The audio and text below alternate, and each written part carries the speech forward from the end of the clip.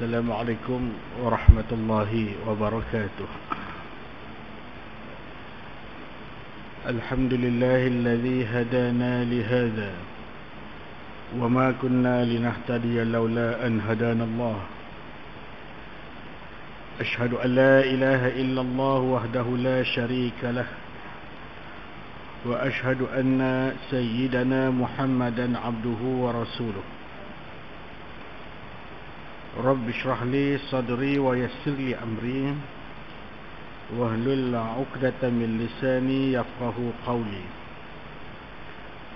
أما بعد فيا عباد الله اتقوا الله وأوصيكم وإياي بتقوى الله فقد فاز المتقون.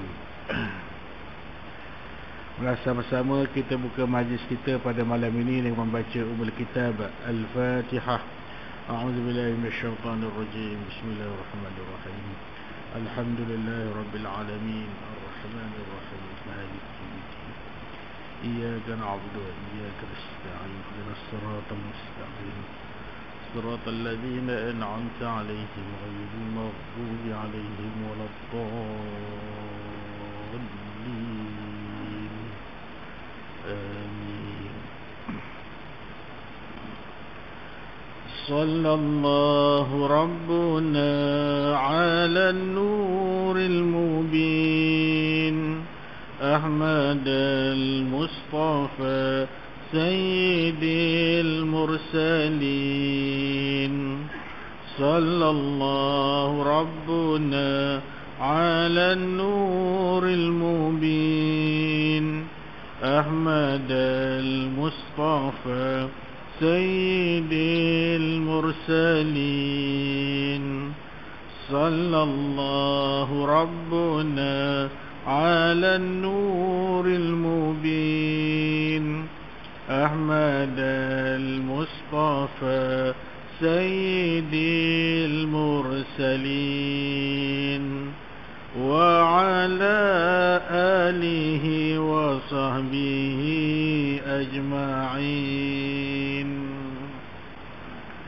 Alhamdulillah, bersyukur kita kepada Allah Subhanahu wa taala kerana dengan izin dan limpah kurnianya dapat kita sama-sama mendirikan salat maghrib berjamaah, dan seterusnya dapat kita bertemu lagi di tahun yang baru, tahun 1444 Hijrah.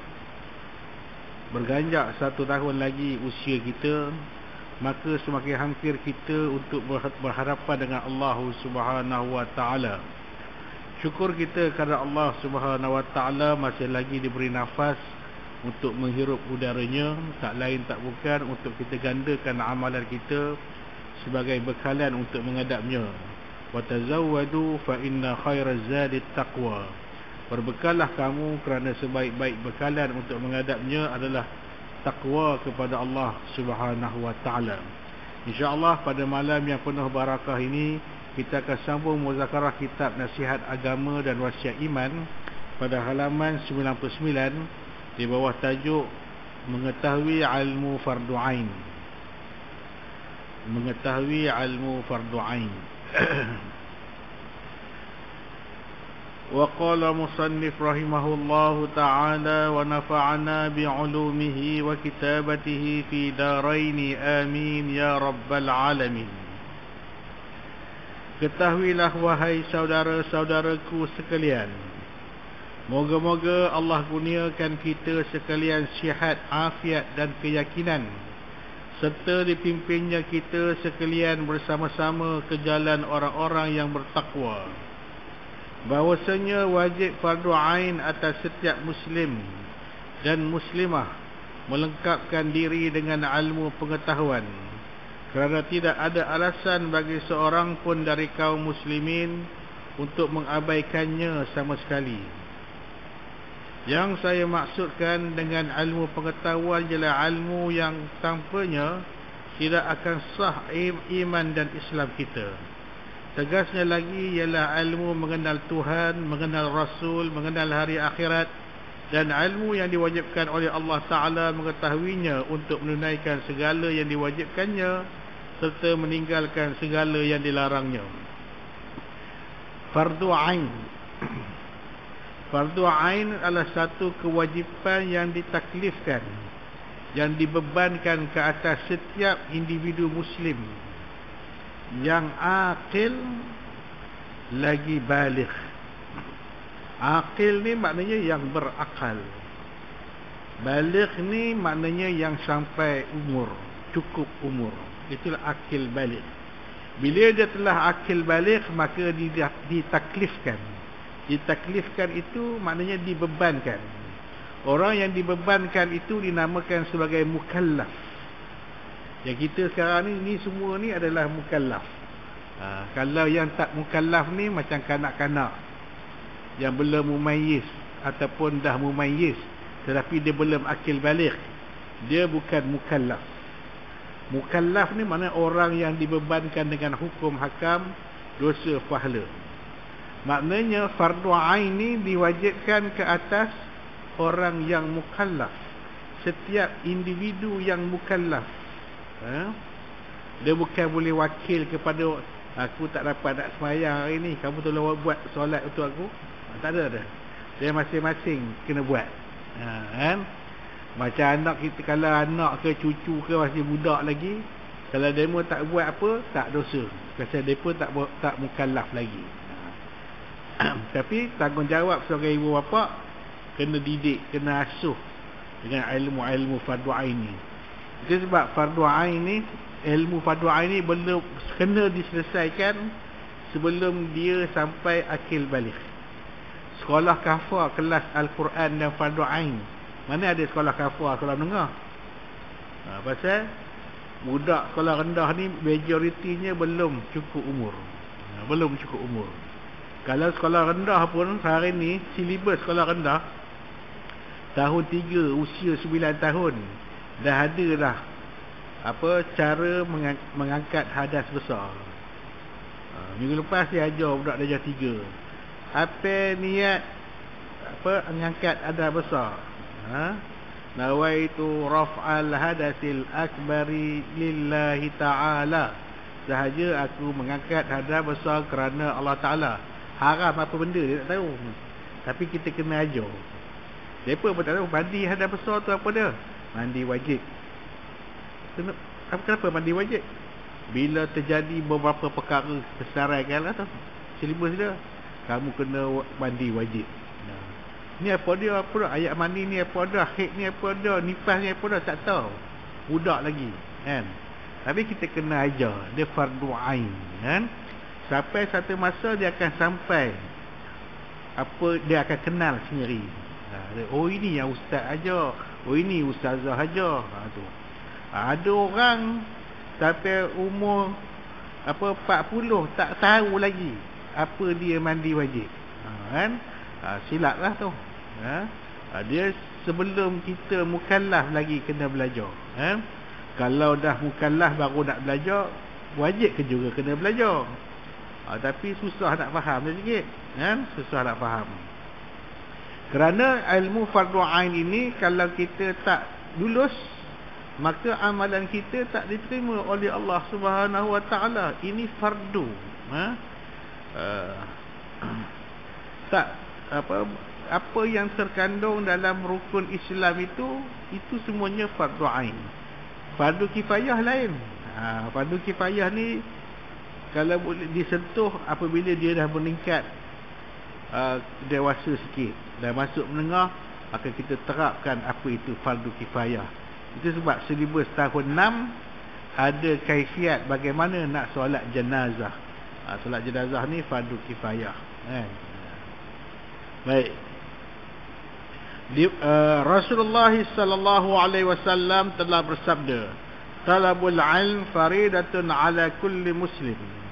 Menuntut ilmu ni faridah. Faridah ni makna wajib, difardukan. Ala kulli muslim, ke atas setiap muslim. Talabul maknanya tuntut. Ilmu ni dia kena tuntut. Ilmu ni dia kena cari. Dia tak boleh duduk saja. Dia kena usaha. Itu sebab para ulama dulu nak dapat ilmu, mereka cari. Kalau zaman Nabi dulu, sahabat-sahabat cari Nabi. ahli sufah ni tak nak berpisah dengan Nabi. Mereka ini kebanyakannya duduk luar daripada Madinah. Kerana sayangkan ilmu, maka mereka duduk di keliling di kaki lima Masjid Nabawi. Mereka ini dikenali sebagai ahli sufah. Termasuklah Abdul Rahman Ibn Sakhrin, atau lebih dikenali sebagai Abu Hurairah, Ka'ab bin Malik, Abu Sa'id Al-Khudri. Ini semuanya ahli sufah. Ada lebih kurang 70 orang. Kadang-kadang mencecah sampai 100 orang lebih bila masuk musim haji. Dia kena tuntut.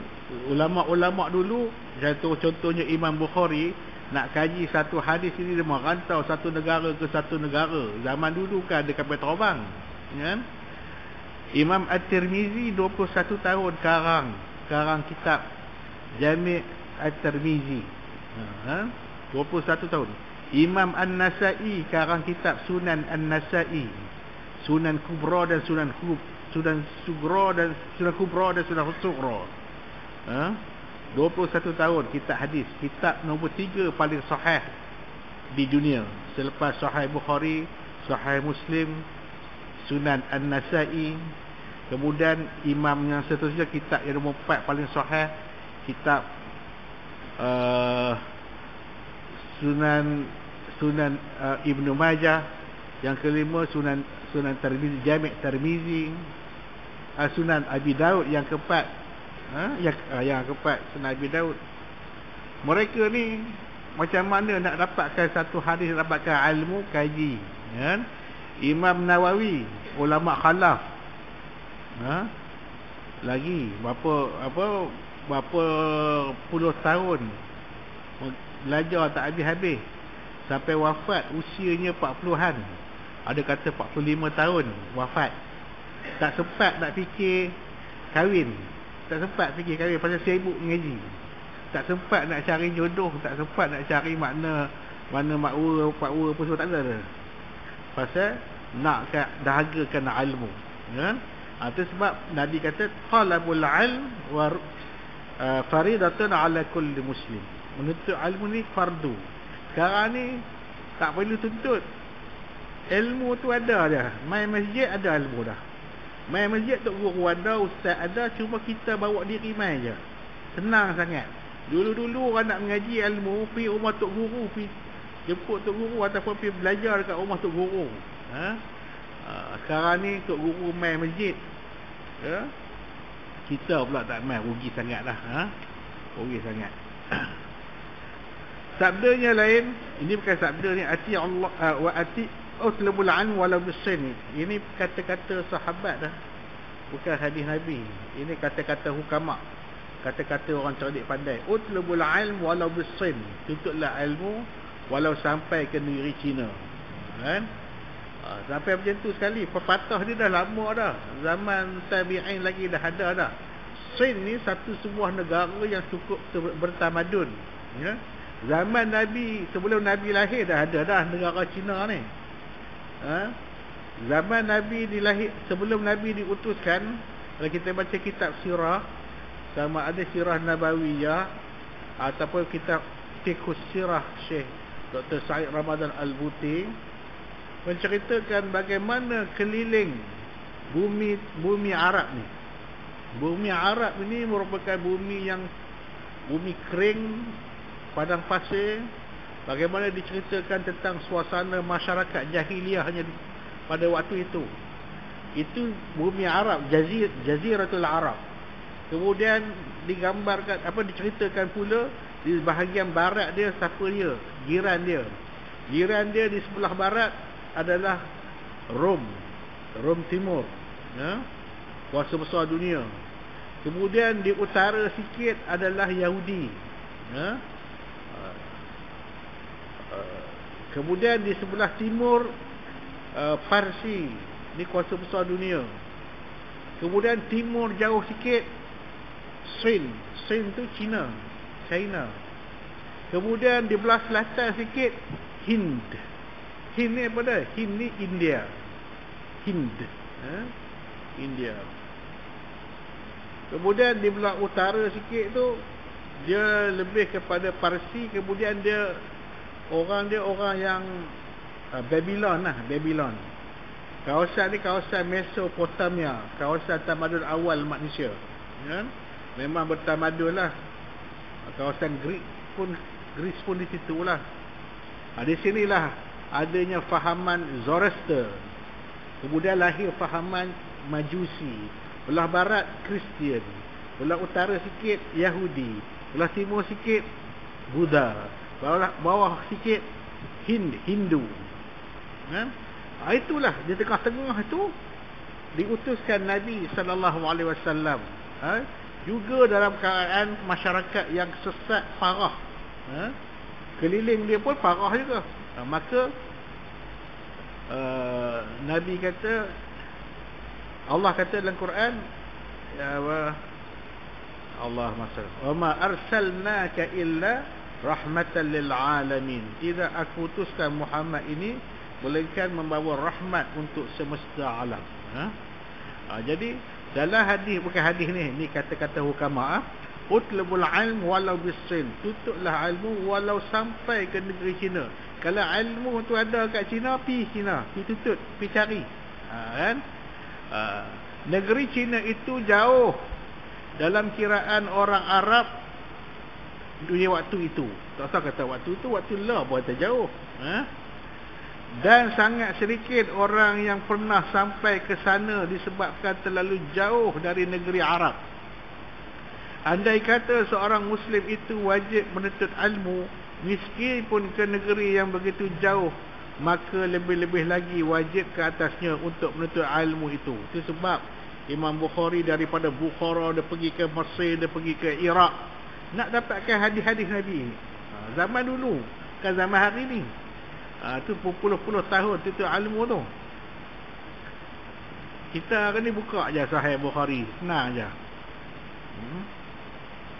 Apabila ia berada di tengah-tengah para ulama, di mana lebih mudah untuk memperolehinya tanpa banyak belanja atau penat lelah. Itu sebab kalau kita duduk di kawasan orang-orang yang berilmu, kawasan para alim ulama, ada barakah di situ. Kita boleh ambil manfaat daripada ilmu di dada-dada ulama. Adapun ilmu-ilmu Islam yang fardu ain dapat ditarik kesimpulannya dari sabda Rasulullah sallallahu alaihi wasallam ketika disoal Sayyidina Jibril alaihi salam dalam sebuah hadis yang masyhur berikut. Hadis yang sangat masyhur, juga dikenali sebagai hadis Jibril. Hadis Jibril dalam matan Arba'in hadis 40, Imam Nawawi letak hadis nombor 2. Hadis nombor 2. Faqala lahu akhbirni 'anil Islam. Qala an tashhada an la ilaha illallah wa anna Muhammadar Rasulullah wa tuqima as-salah wa tu'ti az-zakah wa tasuma Ramadan wa tahujja al-bait in istata'ta ilayhi sabila. Thumma qala lahu akhbirni 'anil iman. قال الإيمان أن تؤمن بالله وملائكته وكتبه ورسله واليوم الآخر والقدر خيره وشره. Hadis ni ketika mana Nabi SAW bersama dengan para sahabat, masa di peringkat awal Islam, awal Islam baru lagi diturunkan oleh Allah SWT. Nabi kumpulkan para sahabat, kan? Nabi nak ajar tentang Islam. Tapi nak ajar apa, dia orang nak tanya pada Nabi, nak tanya apa? Zero. Dia pun tak tahu apa tentang Islam. Nak tanya apa pun tak tahu. Maka ada seorang lelaki berpakaian serba putih, berjubah putih, berserban putih, berambut hitam kemas berkilat. Dalam hadis tu pun ceritakan datang bertemu dengan Nabi bersama dengan sahabat-sahabat kumpul tu. Kemudian dia duduk berhadapan dengan Nabi, bertemu lutut dia dengan lutut Nabi. Kemudian dia ambil dua telapak tangan letak atas ribaan Nabi, dia pegang paha Nabi. Kemudian dia tanya Nabi, fa akhbirni 'anil Islam. tolong khabarkan kepada aku Islam tu apa dia. Kemudian Nabi kata, antashhada an la ilaha illallah wa anna Muhammadar Rasulullah wa tuqimas salah wa tu'tiyaz zakah wa tasuma Ramadan wa tahujjal bait in istata'a ilaihi sabila. Nabi cerita Islam ini begini. Rukun Islam yang 5 tu. Mengucap 2 kalimah syahadah, solat 5 waktu, keluarkan zakat, puasa bulan Ramadan dan mengerjakan ibadah haji jika ada kemampuan. Kemudian dia kata apa? Sadaqta, apa yang kamu jawab itu betul. Ini hadis riwayat imam lain, bukan riwayat Bukhari. Lain sikit dia punya matan dia. Bila Nabi jawab begitu, dia kata sadaqta, benar apa yang kamu jawab. Sahabat-sahabat pelik.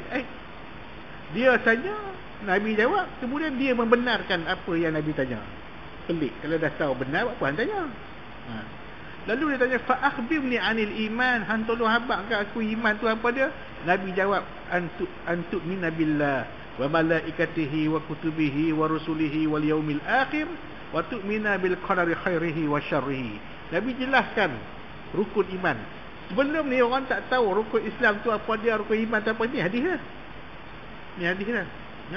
Nabi kata iman tu beriman kepada Allah, beriman kepada malaikat, beriman pada kitab-kitabnya, beriman pada rasul-rasulnya, beriman pada hari akhirat, beriman tu'mina bil qadari khairihi wa syarrihi, beriman kepada qadar baik dan qadar buruk, semuanya datang dari Allah. Sadaqta, apa yang hang jawab betul. Lagi sekali sahabat-sahabat pelik. Kemudian dia tanya pula, fa akhbirni anil ihsan, hang tolong habaq kat aku ihsan tu apa dia? Nabi jawab, anta'budallaha ka'annaka tarah wa illam takun tarah wa innahu yaraka. Nabi kata kamu ihsan itu adalah kamu mengabdikan diri kepada Allah, beribadah kepada Allah walaupun kamu tak nampak Allah, tapi Allah sentiasa melihat kamu. Sadaqta. Kemudian dia tanya, fa akhbirni 'anis sa'ah, hang tolong ceritakan aku bila berlakunya kiamat. Nabi kata orang yang bertanya itu lebih tahu daripada orang yang kena tanya. Sahabat-sahabat lagi pelik. Macam mana ni? Maknanya Nabi kenal lelaki ni. Ada yang dah tahu dah. Di kalangan sahabat-sahabat dia ada dah tahu dah siapa lelaki itu. Ya? Kalau macam tu tolong beritahu kepada aku apakah tanda-tandanya. Ya? Nabi cerita apabila seorang hamba ibu melahirkan seorang tuan. Kemudian banyaknya bangunan pencakar langit, banyaknya orang-orang miskin menjadi kaya tiba-tiba. Kemudian lelaki itu pun balik. Lalu Nabi bertanya kepada para sahabat, hampa kenal tak siapa yang mai tanya tadi? Jawapan standard sahabat-sahabat Nabi ini jawapan yang cukup standard. Walaupun mereka tahu siapa yang mai, mereka takkan tunjuk pandai. Itu adab dengan Nabi, adab dengan orang yang berilmu. Apa jawapan Nabi? Allahu wa rasuluhu a'lam. Hanya Allah dan Rasulnya saja yang tahu. Padahal mereka tahu yang mai itu adalah Jibril. Mereka tahu. Mereka tak mau tunjuk pandai. Orang hari ni dia tunjuk pandai pada Tok Guru lagi. Dia kupas lagi. Ya? Itu standard. Di sini dia nak mengajar kepada kita tentang adab, sahsyah, akhlak. Nabi kata yang datang tadi adalah Jibril. Dia datang pada hari ini kerana nak mengajar kamu ilmu. Ilmu tentang Islam, ilmu tentang iman, ilmu tentang ihsan, ilmu tentang hari kiamat. Itulah. Pengajaran daripada hadis ni banyaklah, panjang. Lematan Arba'in tu dikupas panjang. Kalau baca kitab tu rasa kat 3 bulan tak selesai lagi kupasan hadis tu. Salah satu di antara hikmahnya, salah satu untuk menghasilkan ilmu dengan bertanya. Nabi nak tunjuk kepada kita bahawa cara-cara untuk dapatkan ilmu dengan bertanya. Buktinya bila Jibril tanya kepada Nabi, Islam tu apa dia, iman tu apa dia, ihsan tu apa dia, kesan dia hak yang dengar tadi mereka pun tak tahu. Mujuk dia ditanya. Kalau dia tak tanya, sampai sudah kita tak tahu Islam tu apa dia, iman tu apa dia, Ihsan tu apa dah? Nasib baik dia tanya. Budaya bertanya ini kurang di kalangan kita. Kita ni kadang-kadang bila pengajian tu dah habis, bila ada sesi soal jawab, masa tu dia bersembang. Masa tu dia pergi bangku, angkat muka dia, dia ambil wuduk, lepas tu dia buat tak mau dengar. Kan? Dia tak faham, dia seorang je. Ataupun dia pelicik, hak tu pun nak tanya. Kan? Di sekolah pun macam tu juga, kan?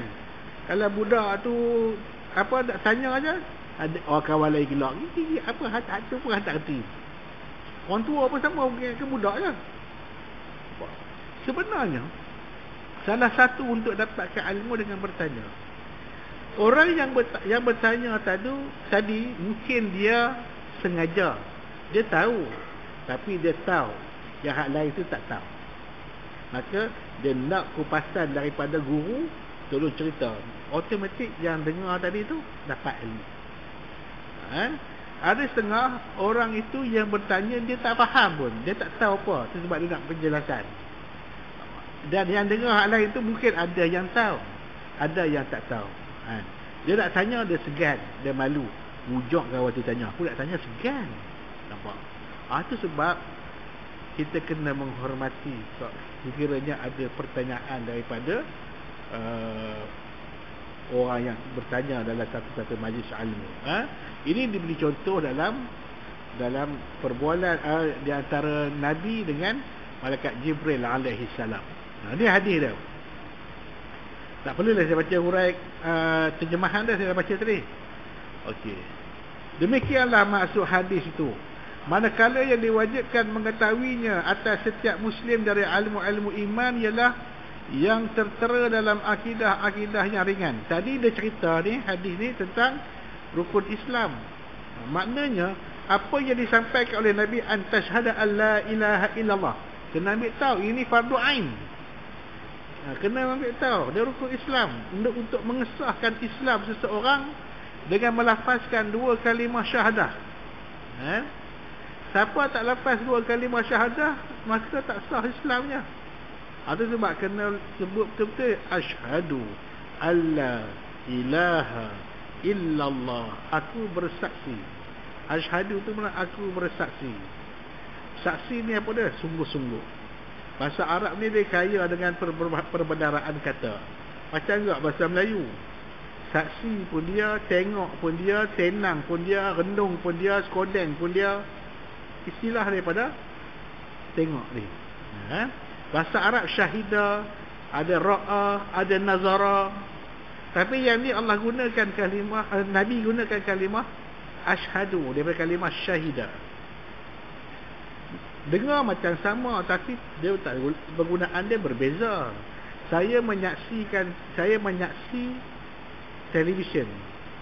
Tak betul. Penggunaan dia tak apa tepat. Saya menonton televisyen. Tonton ni maknanya isi dalam televisyen tu. Saya tengok televisyen je, tak tengok cerita apa. Saya melihat televisyen. Dia tengok televisyen, melihat televisyen. Samsung ke, Aiwa ke, Toshiba ke, tu melihat. Tonton, tonton tu tengok apa cerita dalam tu, bola ke, hoki ke, drama ke, tu tonton. Penggunaan dia beza. Tonton nazara, skodeng gendap. Syahidah saksi. Saksi pun lain. Saksi ni lebih detail, lebih terperinci. Saya menyaksikan pertandingan bola sepak antara Malaysia lawan Bangladesh. Menyaksikan. Saya menonton, saya melihat. Penggunaan dia berbeza. Kalau menyaksikan maknanya dia duduk dalam stadium, dia menyaksikan pertandingan.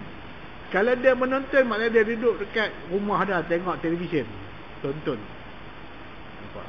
Antara tonton dengan lihat mana lebih hebat? Betul lah saksi. Kerana dia berada di tempat kejadian, dia nampak keseluruhan apa yang berlaku dalam kejadian itu. Kalau dia jaringkan gol, dia tengok penjaga gol tu macam mana frahnya bola selepas, macam dia seronoknya penjaring gol tu lompat kerana menjaringkan gol. Apa dia tengok sepasukan, semua orang seronok meraihkan jaringan itu. Dia tengok pula semua penonton-penonton bergembira kerana Malaysia berjaya gol. Kalau orang tonton dia tengok cameraman close up kepada apa yang gambar dia ambil. Itu saja. Siapa lebih nampak menyeluruh? Saksi. Maka kalimah saksi dalam bahasa Arab dia bagi syahidah. Ashhadu, maknanya aku bersaksi sungguh-sungguh alla ilaha illallah.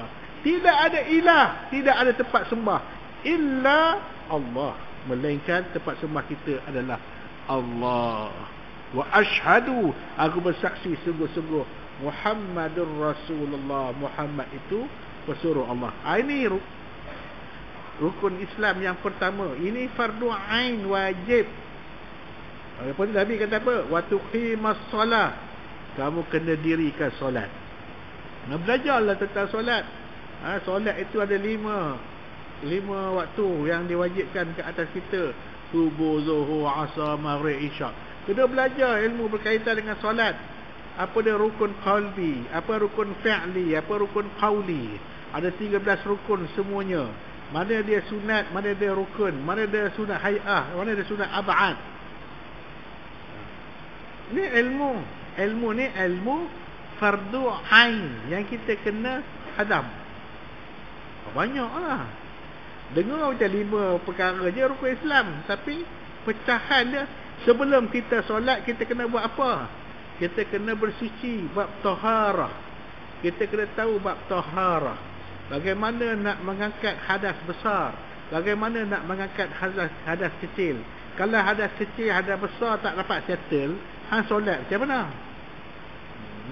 Nak angkat hadas kecil kena berwuduk. Nak angkat hadas besar kena mandi hadas.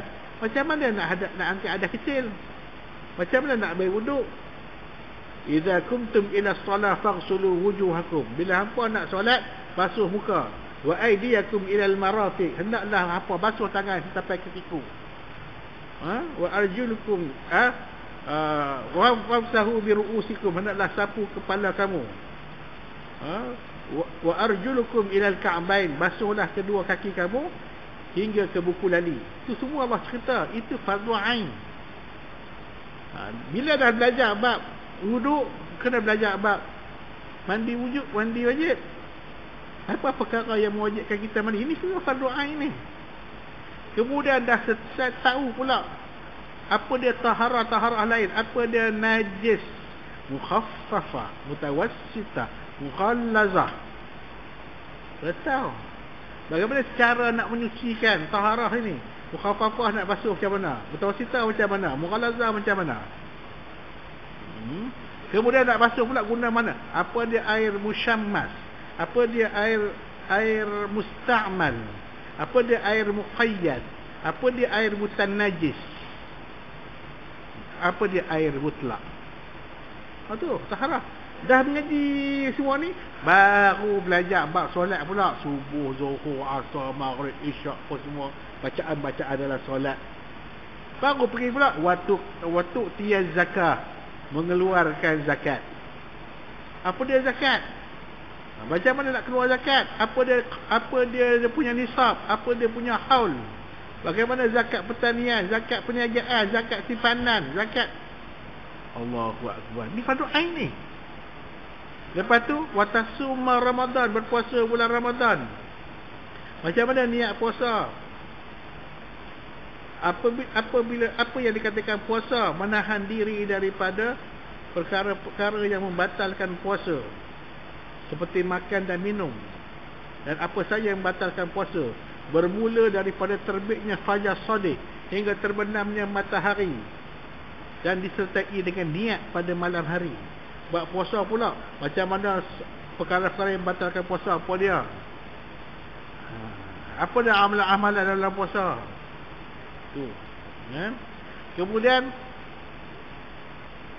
watahujjal bait in istata'a ilaihi sabila, dan mengerjakan ibadah haji jika ada kemampuan. Belajar haji pula.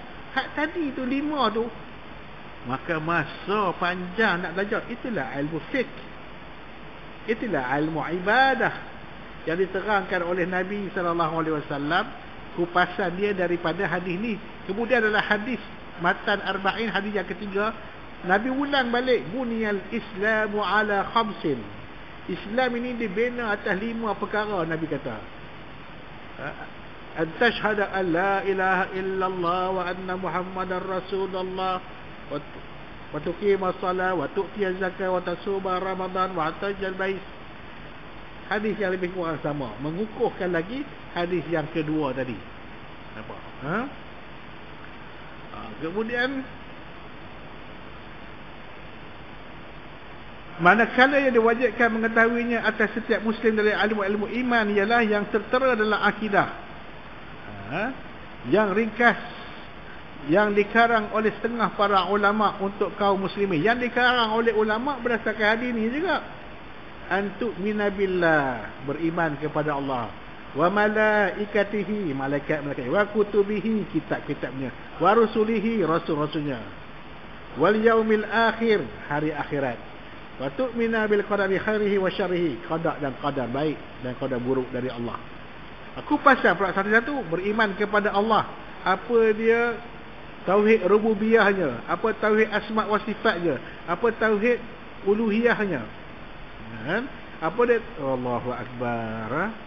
Kemudian apa dia beriman kepada malaikat, malaikat-malaikatnya, 10 malaikat itu yang wajib kita imani. Malaikat kan 10 itu jabatan-jabatan yang dipegang oleh para malaikat. Ada 10 jabatan utama. Jabatan kematian, siapa dia? Jabatan kebajikan, siapa dia? Jabatan kebajikan, Mikail. Jabatan kematian, Israel. Jabatan forensik, Munkar dan Nakir. SB, Rokib dan Atid. Itu 10 tu. Wajib kita imani, kita kena tahu benda-benda tu. Wa kutubihi, apa dia kutubihi tu daripada plural, daripada kitabun. Kitab satu, kutub, kitab-kitab. Apa dia kitab-kitab? Zabur, Taurah, Injil, Al-Quran dan 100 buah suhuf yang lain. Kena tahu semua. Tahu secara ijmal. Ijmal ni maknanya secara umum sahaja. Secara tafsil, secara detail, Al-Quran Al-Karim. Maksud itu dusturul hayat. Itu perlembagaan kita.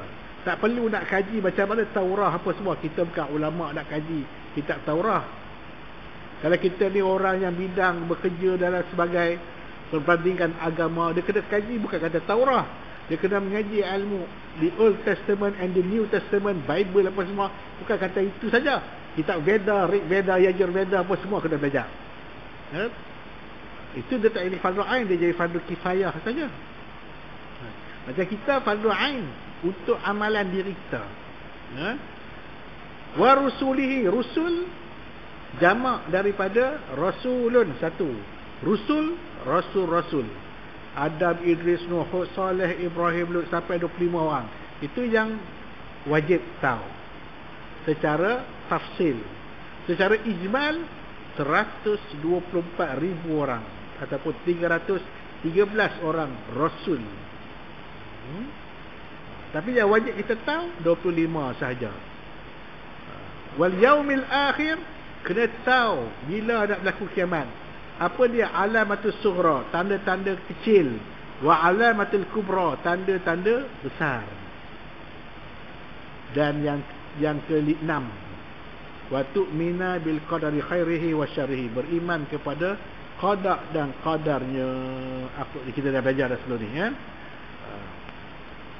Saya akan catatkan juga sebahagian dari akidah-akidah ini secara ringkas di bahagian akhir dari buku ini, kata pengarang.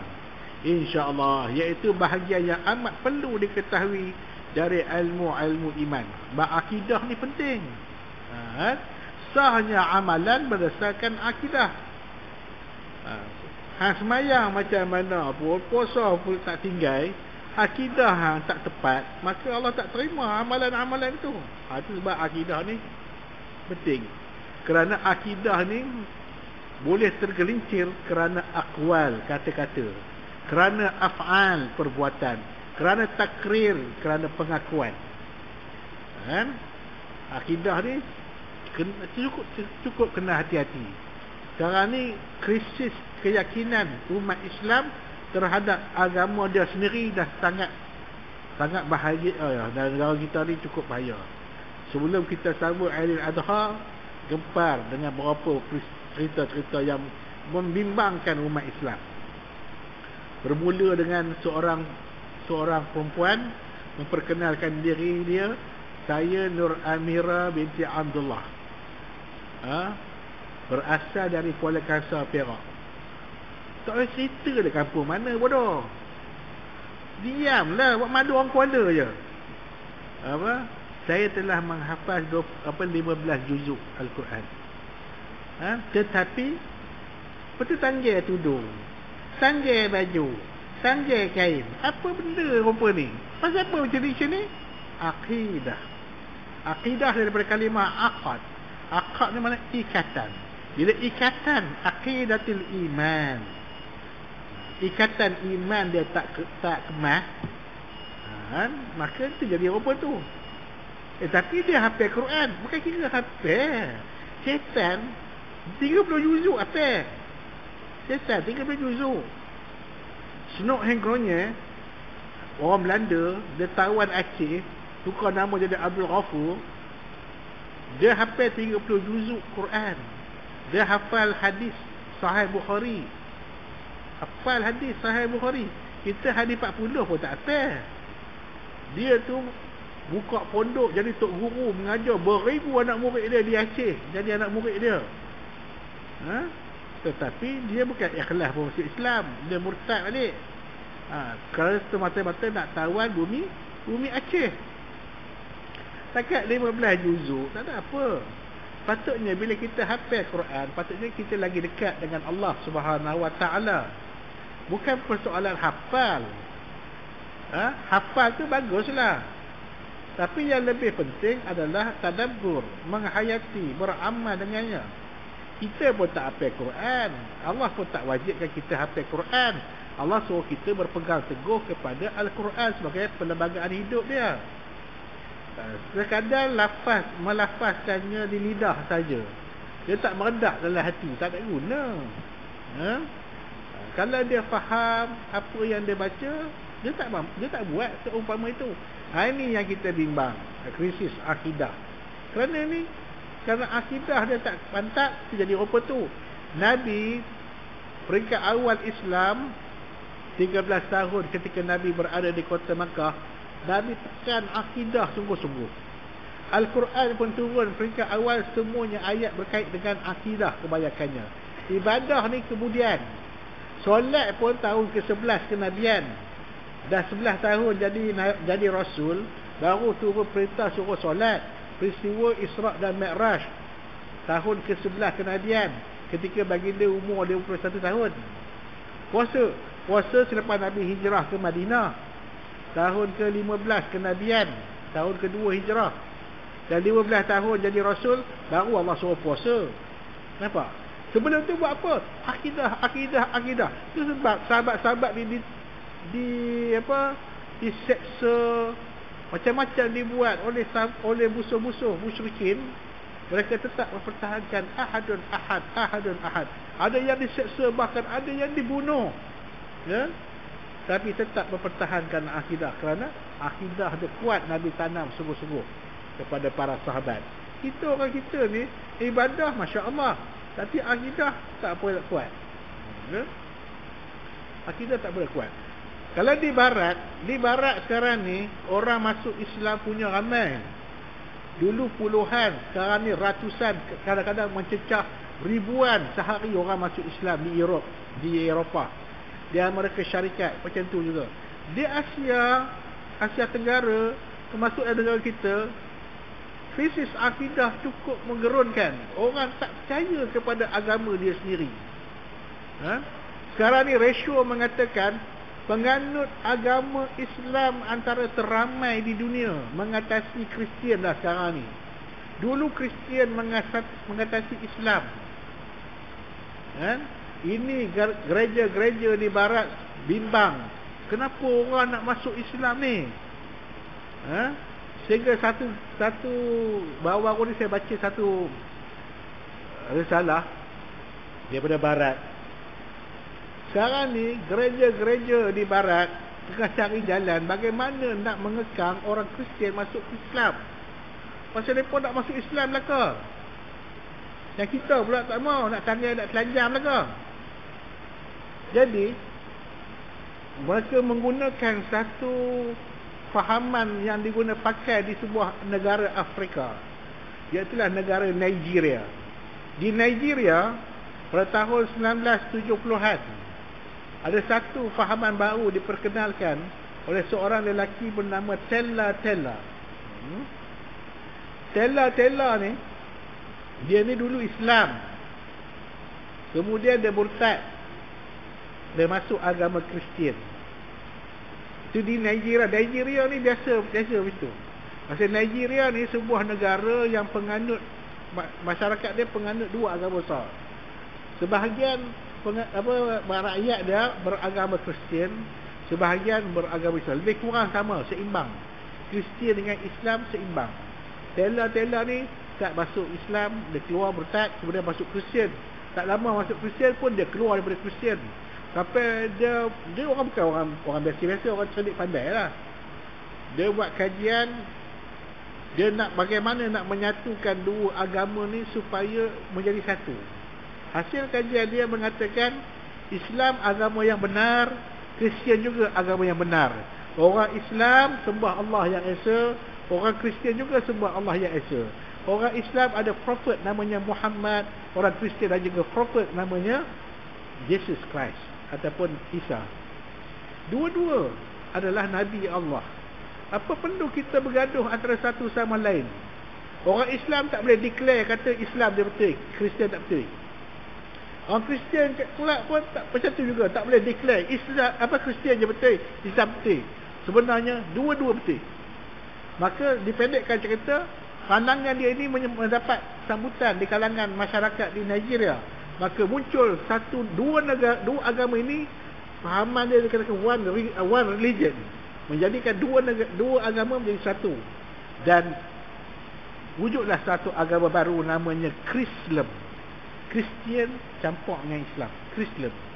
Maka sekarang ni ajaran Kristian itu berkembang di benua Eropah, dan begitu juga mendapat sambutan di Amerika Syarikat, dan dia mengekang kemarahan orang-orang Kristian masuk ke dalam agama Islam.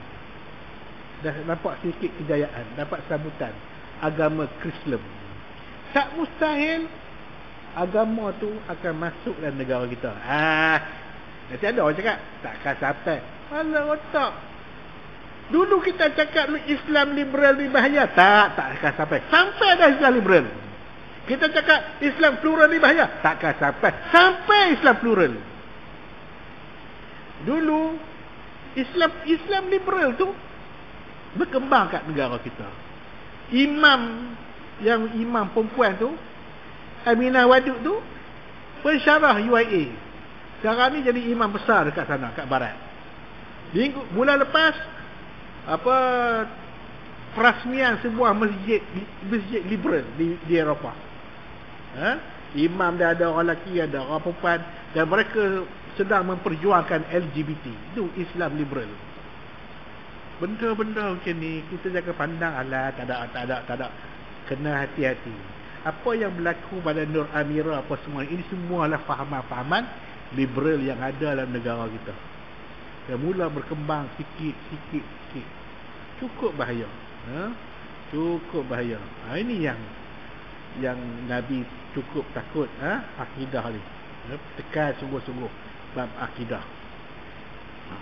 Bila akidah dah mantap, itu sebab marilah perintah Allah, suruh solat senang, suruh puasa taat. Pasal apa? Dah kenal Allah.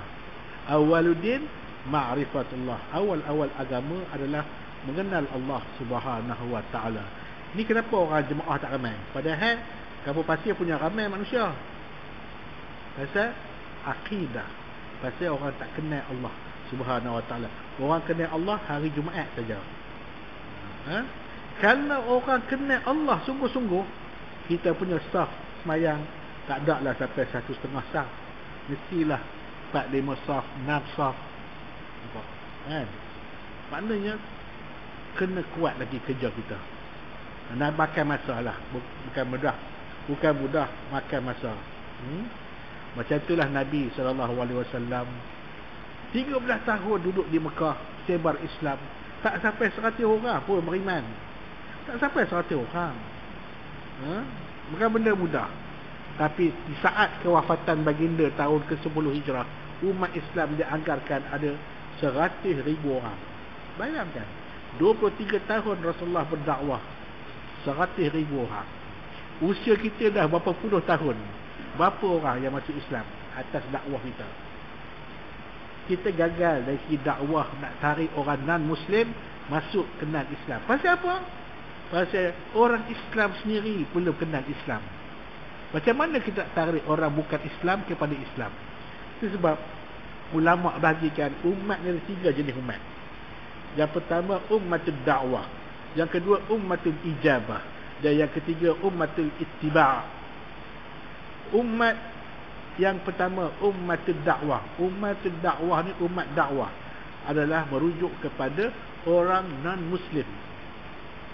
Mereka ini adalah umat dakwah, bertanggungjawab ke atas kita kena sampaikan dakwah kepada mereka. Tapi yang buat kerja dakwah nak tarik orang kafir kenal Islam sikit sangat. Yang nombor 2 ummatul ijabah. Umat ijabah ni siapa dia? Orang Islam. Orang Islam yang bertanggungjawab ke atasnya ditaklifkan dengan hukum hakam dosa pahala yang fardu ain ni. Tapi dia tidak melaksanakan tanggungjawab dia. Ini umat ijabah. Umat ijabah. Dan yang ketiga ummatul ittiba'. Umat Islam yang sedar diri tanggungjawab dia sebagai orang beriman. Sekarang ni kita kategori mana? Dakwah? Tentu tidak. Kita Muslim lah ke? Ijabah ataupun ittiba'. Kalau ijabah, dia tak sedar diri lagi. Dia Muslim tapi tak sedar diri, tak tunaikan kewajipan dia sebagai hamba Allah. Yang ketiga ummatul ittiba'. Dia kenal diri dia tahu tanggungjawab dia. Kalau kenal diri, tahu tanggungjawab dia, siapa dia? Depan ni. Ini ummatul ittiba'. Kewajipan ke atas umat ittiba' menyelamatkan ummatul dakwah dan ummatul ijabah. Itu kerja kita. Kena dakwah. Bukan kerja ustaz, bukan kerja tok guru, bukan kerja tok imam, bukan kerja jawatan kuasa masjid, kerja semua umat Islam yang sedar diri tanggungjawab dia menyiarkan syiar Islam. Esok Allah akan tanya satu persatu. Ummatul ittiba'. Nabi semua ada buat. Ijabah. Nabi daripada golongan mustada'afin sampailah golongan mustakbirin. Rakyat marhan, hamba abdi, sampailah pembesar-pembesar. Sampai Hercules pun dihantar surat, sampai ke Pervez Parsi dihantar, sampai ke Rustum dihantar. Semua ada bagi. Dia hantar surat kepada Hercules. Assalamu alayka man ittaba'al huda. Ana Muhammad ibni Abdullah Rasulullah. Arju minka al-Kaisar Azim Hirqal. Salam, itu salam. Salah satu kaedah salam. Saya ni Muhammad bin Abdullah, pesuruh Allah kepada Kaisar. Kaisar ni raja. Raja Hirqal ataupun Hercules yang agung. Arju minka, aku berharap, patik berharap agar tuanku aslim taslam, masuklah dalam Islam, tuanku akan selamat. Dia tak terima itu bukan urusan kita. Kita sampaikan dakwah. Nabi sampaikan urusan dakwah. Hercules terima? Tak terima. Berlaku perang lagi ada lah. Perang Mu'tah. Hercules hantar 200,000 tentera Rom. Nabi hantar 20,000 tentera. Jadi ketuai oleh Zaid bin Harisah, Ja'far bin Abi Talib, apa, seorang lagi sahabat Nabi wafat, tiga orang wafat. Kemudian sahabat-sahabat melantik Khalid Al-Walid lawan tentera Rom, kuasa besar dunia. Jadi nak cerita apa? Kerja dakwah tetap kena sampaikan. Kesan dia berjaya ataupun tidak bukan urusan kita, itu urusan Allah Subhanahu wa ta'ala. Macam mana cara dakwah? Macam-macam cara. Tak semestinya ceramah, tak semestinya kuliah. Dakwah ada dakwah bil kutub, ada dakwah bil lisan, ada dakwah bil hal. Macam-macam dakwah. Kalau dia pandai main Facebook, guna Facebook. Dia pandai main WhatsApp, guna WhatsApp. Dia pandai tulis risalah, tulis risalah. Dia pandai berceramah, tulis ceramah. Ataupun dia berdoa sekurang-kurangnya. Kerja dakwah tetap kena buat. Wal takum minkum yad'una ilal khair. Hendaklah di kalangan kamu mengajak orang buat benda baik. Wallahu ta'ala alam. InsyaAllah kita berhenti itu mana tadi? Sampai perenggan yang kedua, bukan surat 101 tu. Perenggan ketiga kita sambung bulan depan. Adapun ilmu-ilmu Islam, maka ia terdapat dalam buku-buku karangan para ulama fiqh radhiyallahu anhum. Kita akan sambung bulan depan.